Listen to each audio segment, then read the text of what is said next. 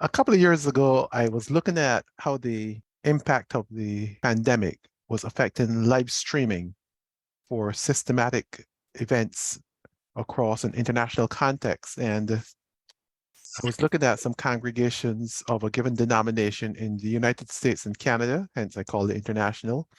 And to keep things simple for myself, I looked at 3 Canadian congregations and 3 American congregations. This time around, I'm looking to go 2 years later to see how things look. There's no sophisticated math here. I apologize to Patrick and those who want more math, but there's no math. It's just straightforward, basic stuff. So a couple of years ago, I gave this introduction to what I thought was a pandemic effect. And I looked at 6 congregations which were about similar in size across 2 countries, the United States and Canada. They looked almost identical. I think that if you went to any of these 6 congregations, you would have the same experience. They all had a 30-piece brass band. They used the same hymnal. They sang mainly traditional hymns. The service started at 11 o'clock and the sermon was about 20 to 30 minutes. So it was an almost identical experience.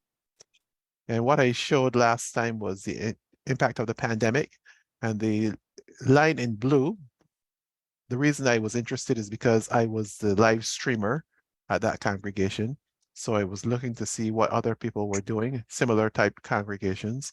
And the line in blue showed the peak at the beginning of the pandemic and then how things tapered off. And this was up until March 2021. I picked up 2 other congregations to see how they were doing, and they both started live streaming at the onset of the pandemic. I then looked across the river and looked at 3 congregations in Canada. And again, you see what's going on here. There was one of them that went counter-cyclical because while you expect the pandemic effect to taper off, as you saw here for the US congregations, in the case of these 3 Canadian congregations, one of them went continuously increasing almost when the others sort of didn't do that. So I was curious about what was going on there so that they went against the trend. Before the pandemic, some of the congregations were using Facebook for live streaming, but during the pandemic, all used YouTube, even though not exclusively so. Some continue to share to both Facebook and YouTube. And one of them, the one that took off, was uploading its Facebook presentation to YouTube. But after the pandemic started, they went live streaming on YouTube as well. In this presentation, I'm keeping the 2 of the Canadian congregations, the ones with the higher viewership, and the 1 US congregation with the highest viewership, which is the one where I did the live streaming every week. The congregations that I'm keeping in the presentation are one in Michigan, where I am, one in Ontario across the river, and the other one on the east coast of Canada in Newfoundland and Labrador. So here's what has happened over the 3 years of the pandemic at the congregation where I do the live streaming. You notice the peak that occurred, and then you saw that peak dissipate, and the trend is down, as you would expect, as people return to the pews. They're not watching on tablets and computers anymore. I'm comparing the congregation where I do the live streaming with one of the Canadian congregations, the one in Ontario, and you see a similar pattern. The Canadian congregation in Ontario has higher viewership, but again, the pattern looks kind of the same. And then I added the East Coast Canadian congregation. That's the one in red. And you'll notice that they started live streaming late in the game, at least on YouTube, and their pattern has been all over the map, but you would see that the pattern is a strong increase, which goes against the trend for the others. So it raises the question, what are they doing that causes their viewership to be higher? And even though it's a little erratic here, much, much higher than the others.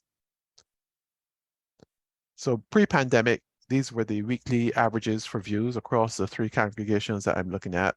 And the Ontario congregation was around 1,000. The congregation where I did the live streaming was around 260. And the East Coast Newfoundland congregation was around 370 on YouTube. So here I show in this table, and this is pretty much the end of where I'm going with the data.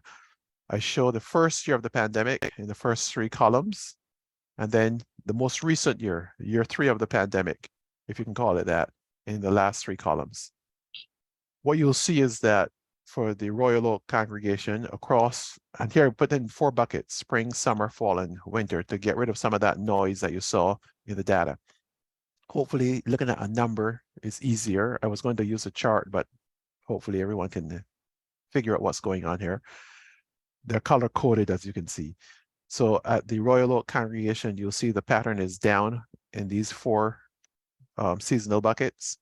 So 2022-23 has a lower viewership online than at the beginning of the pandemic. Likewise, for the Canadian congregation in Ontario, you'll see the same pattern, that the viewership is down across these 4 seasonal buckets. And for the East Coast congregation in Canada, the viewership is up. So the question is, for 3 congregations that are similar sized, what is the East Coast Canadian congregation doing that causes its numbers to go in a very different direction? Last time I mentioned how they had changed the format of their worship services towards something that was more praise band related as opposed to orchestra related. And they did improve their technology substantially, and they did refurbish their chapel environment so that it was a more pleasant viewing experience. Their viewership is global, truly global, and the others were mainly local in terms of where people were viewing from.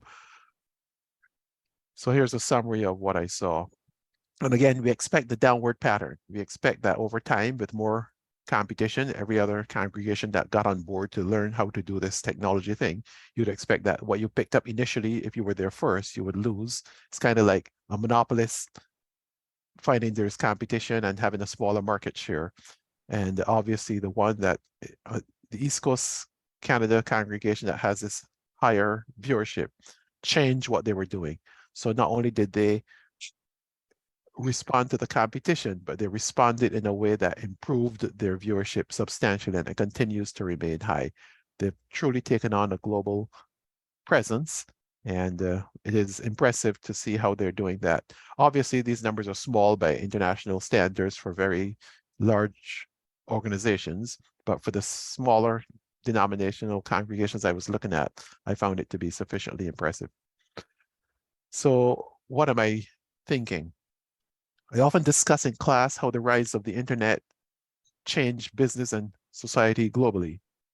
And now I'm discussing how the pandemic has impacted various types of community events. For example, I'm now curious as to how technological changes occurring affected positively or negatively educational delivery. And as an academic, I know what I've done, how we do things differently because of the technology that we now use, how it has changed conferences. I'm attending a conference virtually that I would not have attended virtually before. So the technology has changed for the better or the worse, how conferences and other in-person events. Some of that has changed. It has changed the way people interact because they expect now to communicate a lot more by social media because we have the social media. So when I speak with family, they want to see me, I want to see them, and that's how it is nowadays. And then interpersonal relationships. I think that we now have, as I said, more of that expectation that our relationships will be different. I don't have a good answer as to how the relationships are changing, but I think that one of the questions I'm curious about going forward is how the technological change, not only the pandemic itself, but the technological change has affected the way we relate. In conclusion, systematic data gleaned from YouTube channels analyzed over a 3-year period show that the steep spikes in viewership observed at the beginning of the pandemic, spring 2020, have tapered off for the majority of these events. In the case where viewership remains high, format changes appear to explain the strong demand for these events. This research raises questions regarding how the pandemic might facilitate post-pandemic reorganization, not only of such worship events, but of other types of in-person events that have been impacted by technological changes occurring during 2020. So I think on one slide, I had a little trouble hearing you, but on one slide, it seemed like the viewership was lower than it was pre-pandemic. Yes. So is that people realizing that the value of in-person events? Like how can you possibly explain that? I wonder. One of the things I'll tell you that in the congregation where I did the live streaming, there were many people who were upset, and we said we should stop doing this to get people back in the pews. They were concerned because if you're coming there to have an experience that is a community event, how do you continue to have online and call it community? So they were adamant that we should stop doing that and perhaps just do a recording afterward because people would benefit from that coming together. So I don't have a good answer. It's a good question, and I will certainly look again. And when I travel up to Canada, I'll ask them questions about that. Okay, let me try to make up an answer. Pre-pandemic, there were very few congregations doing this live streaming thing. Post-pandemic, everybody is doing it. So you would expect that fall off. And the question is, how far should the fall off be? Should it fall below the pre-pandemic level? Now, obviously, there's no way to know where that fall is going to end. All you can say is that at some point it's going to end. And it's a good question. We don't know how far it should have fallen. And I don't know why it fell that far. Thank you for the question, Patrick. Maybe one possible answer would be that because you mentioned increased competition, two of the congregations have seen it go down and one has seen it go up. Maybe people are voting with their clicks. Yes. And again, the viewership at that congregation is international. So it's not people in the North America that have switched generally. I recognize that people are telling you where they're looking from on the live stream, and they're looking from all over the world. Even though it's at odd hours for them, people are tuning in because the experience is a very good experience for those who want that kind of experience. It's very professional. It's visually appealing. It's very, very good. So you get the Gawker effect as well as the worshiping effect, and it's impressive. I don't know if they've tried to analyze it. Actually, here's one comment I'll make. There's a member of my team who told me that their growth is not real growth. They're using bots and other things to increase the viewership. I doubt that. But anyway, it is like it's hard to know. So I guess the rest of that comment would be YouTube pushes out suggestions and recommendations. So the videos you see on the right-hand side, when you're looking at one video, YouTube might promote a video because they think it has viewer appeal. And the artificial intelligence obviously analyzes what the content is. And people say the number of likes and subscribers also affects that algorithm. But whatever they're doing, the algorithm is being beneficial. It's viewing them favorably and promoting them even more. Again, I'm not enough of a YouTuber to understand that, but I do hear lots of people talking about if you like and subscribe, the algorithm will promote their content more. Somebody else who knows more than this and a little more research on my part might get me to a better understanding of how this works. Thank you. I thought that was going to be your answer based on the research you've given over the last several years in this conference, economic growth videos, etc. Unfortunately, I don't pay a lot of attention to this agenda during the rest of the year. Very sad, but that's how it works. Because I figure I know there's an audience who's heard me on this before, I return to that audience and update, but I don't pay close enough attention to it to have good answers, but I will try and pay more attention to it, at least in the couple of years before I pull the plug and retire. Thank you.